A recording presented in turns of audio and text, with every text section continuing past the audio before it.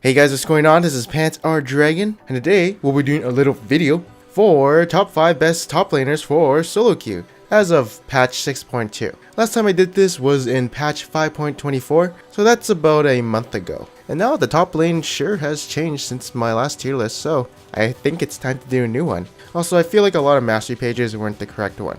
Anyways, with all that being said, let's get started.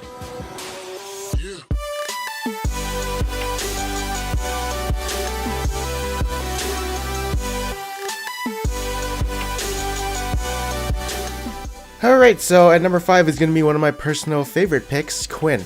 I like Quinn. She actually counters a lot of matchups in the top lane because of her Vaults mechanic, where she just bounces off them basically, and nullifies their gap closer.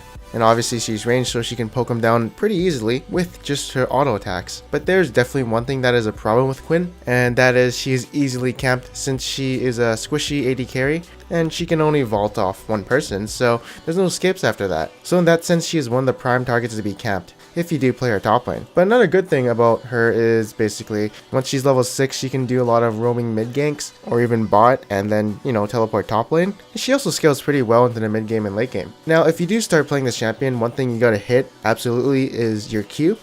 Your Q is probably the most important thing for killing people, dueling people, and proccing your passive. So if you can't hit your Qs, well, you're better off with another champion. Next up at number 4, we got The Rock. So The Rock, I think he's really good. I spam him a lot in solo queue when I play top lane just because he's really easy to play. And he's also really good this season just because of how armor works, although they did buff the Last Whisper item builds. So it's gonna be a little easier to pierce Malphite's thick skin. Ooh, but he also shits on a lot of AD top laners too, and just in general high physical damage enemy comps, which you probably do see quite often in solo queue. He also has one of the cleanest initiations in the game, so you basically press R, your team follows up, kills everybody, then you win the game. Although he's not a carry champion, he is more of a, team supportive champion since he's always going to be good throughout the game. He does have a weak early game until he gets some levels and a little bit of items, so don't count on ganking for him pre-6. But at least he's tanky, so he doesn't die too much in the top lane. Next up is going to be Fiora. So a lot of people have been taking Grasp of the Undying, which is really good on her because she can keep proccing it with her Q, and also popping Vitals, giving her a lot of health. Yes, abusers of this mastery are really strong right now. Fervor of Battle did get buffed, but I do feel like, she's going more of the tanky build now with the Titanic Hydra and Black Cleaver, and does pretty well. Also being able to 1v1 a lot of champions with their ultimate is, well, good pressure for the top lane. Also, she is really hard to gank because of her Q, giving her so much mobility, as well as a parry stance to block all incoming damage, or even stun and slow the enemies. And of course her ultimate, even though it kind of got nerfed, the duration doesn't last as long unless you proc all the vitals. It's still like a Janna Monsoon, and just healing all your allies hit points so they can fight again. Even without the ultimate, of course, she is, well, a pretty good duelist.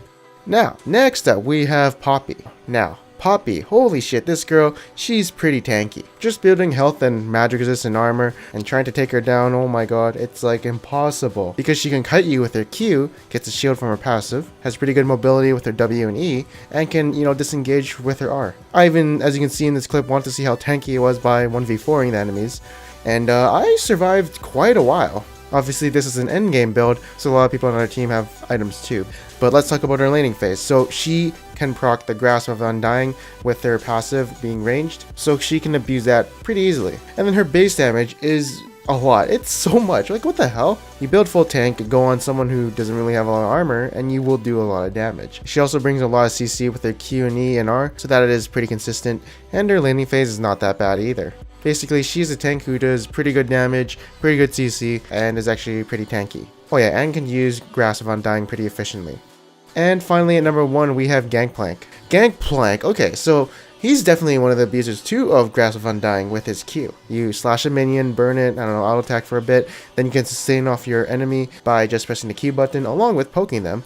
So in this sense, his laning phase has improved since Season 5, and we all know how much of a bitch Gangplank is to deal with in the late game when he just hits a barrel on your team and does like 600 damage. If he does get that proc on the enemy team, he can force a fight using his ultimate and will basically win those team fights since half of the enemies are chunked by his barrels. If that's not all, he also has a global ultimate which can assist bot lane, mid lane, and even clear waves if he's not there. And yeah, he just has a lot of sustain too in the laning phase with, his oranges and Grasp of Undying. Although you gotta be a barrel trickster to be good at him, and just know how to be good at barrel mechanics. So yeah, Gangplank right now is a must ban as he is very strong right now.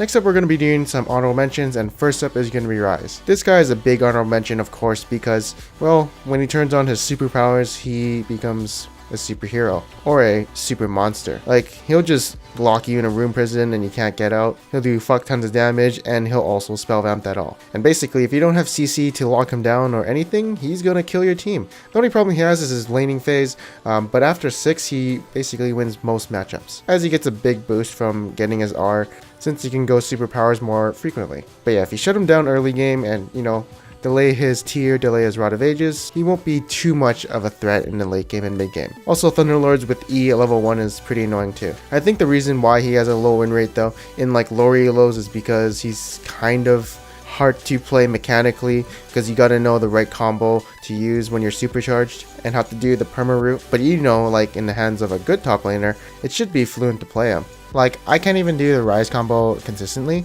It's just too fast for me, and I'm not a Ryze player either.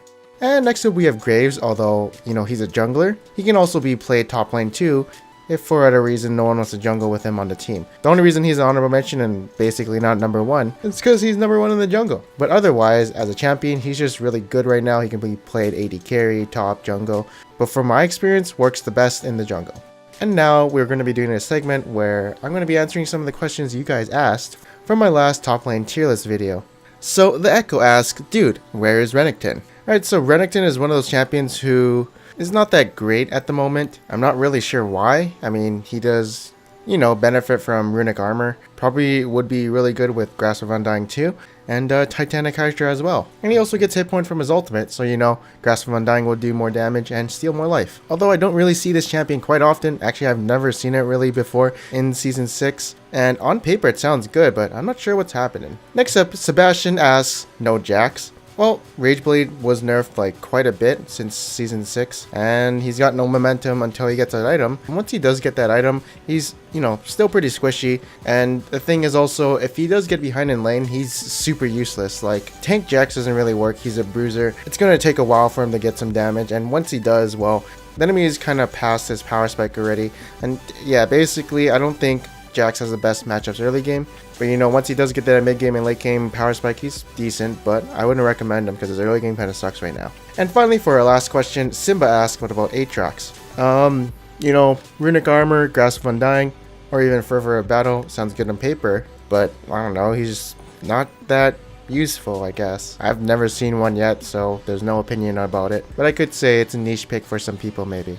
Anyways, that is it for this video. I hope you guys enjoyed it. And yeah, comment below if you want to ask a question. And maybe on the next top lane tier list video, we'll talk about that champion, so you guys kind of get that insight. And yeah, make sure to leave a like if you did like this video, or leave a dislike. But if we get 2,500 likes, I'll be sure to get that AD carry tier list for you guys by Wednesday, because we gotta wait until Jhin is released anyways. And also consider subscribing for more videos like this. Anyways, I am Panzer Dragon, and I'll see you guys next time.